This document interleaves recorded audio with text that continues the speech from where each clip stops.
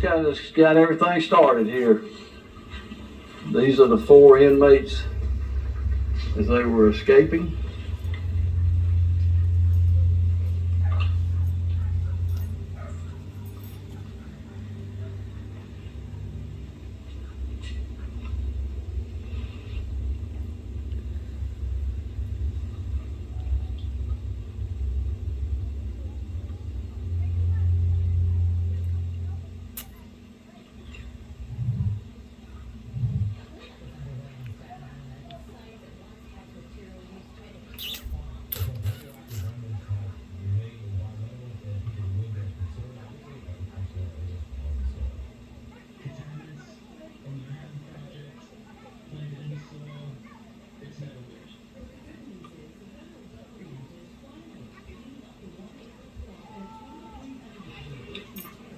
All right.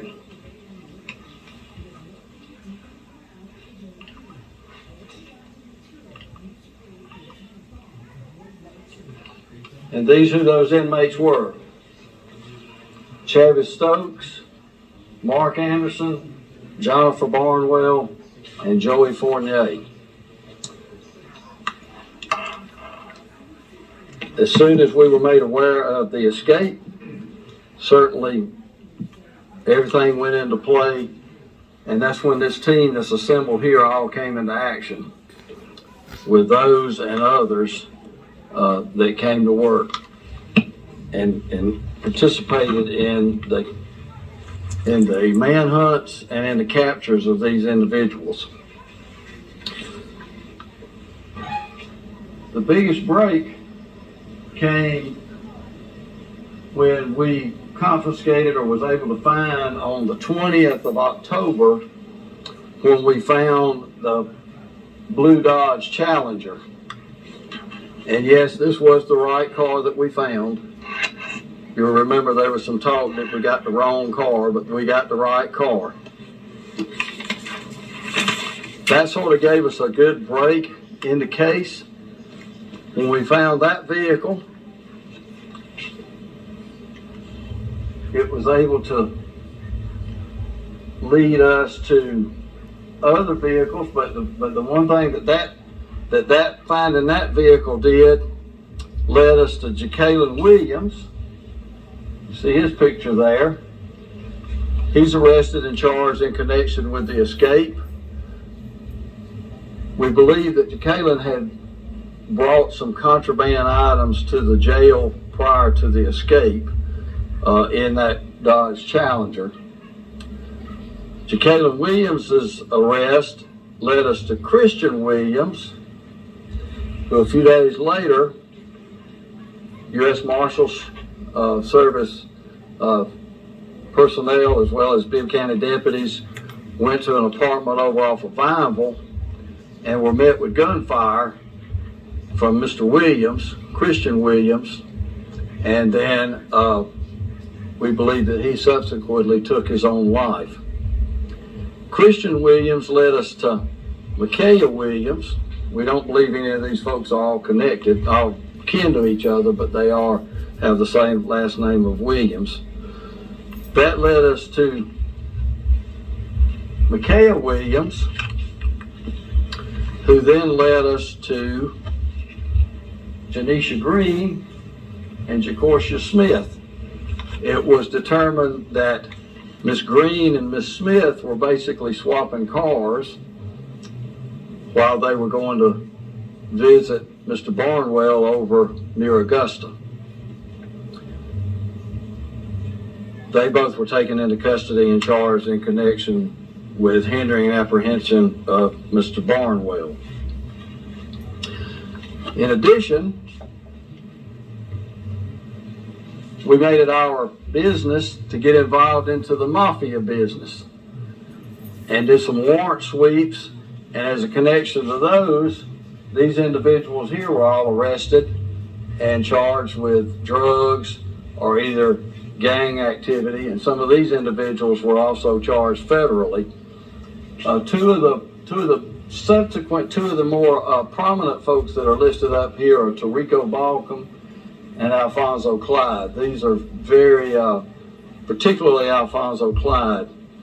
He's a very high-ranking member of the mafia organization here in Macon, and is well known to law enforcement, and now he's facing federal charges in connection to his involvement with Mr. Barnwell and then the escape.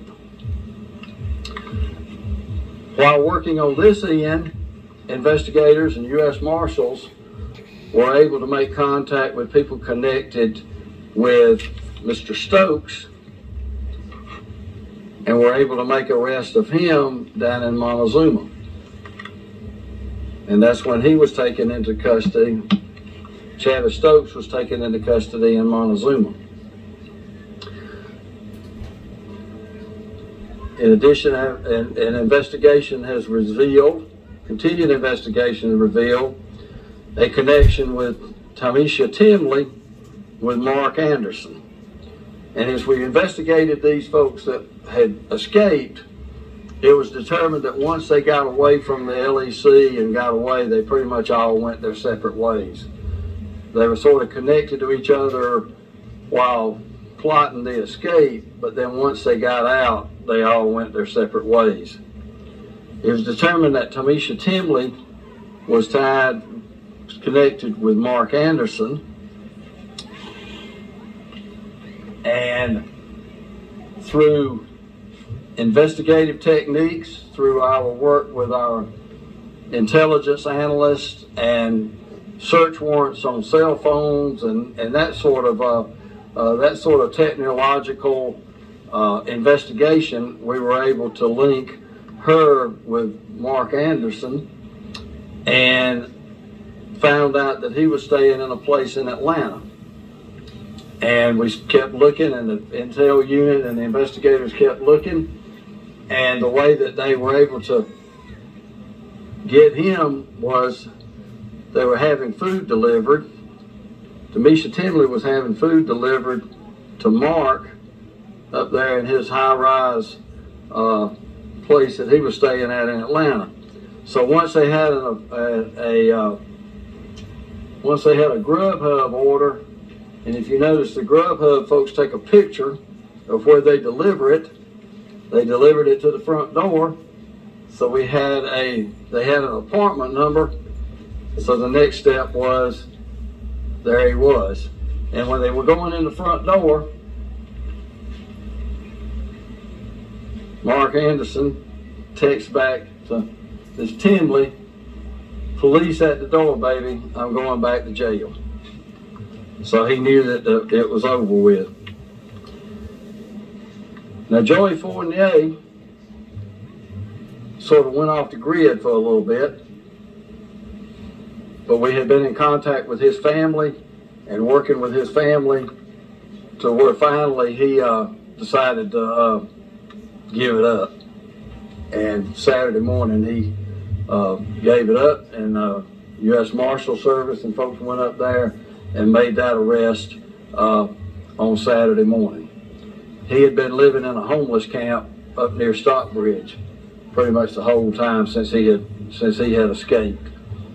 So the investigators had been up there Friday and found where he had been staying and got some of his belongings then, so he probably figured it wasn't long before we get him, so he just decided to turn himself in at that point.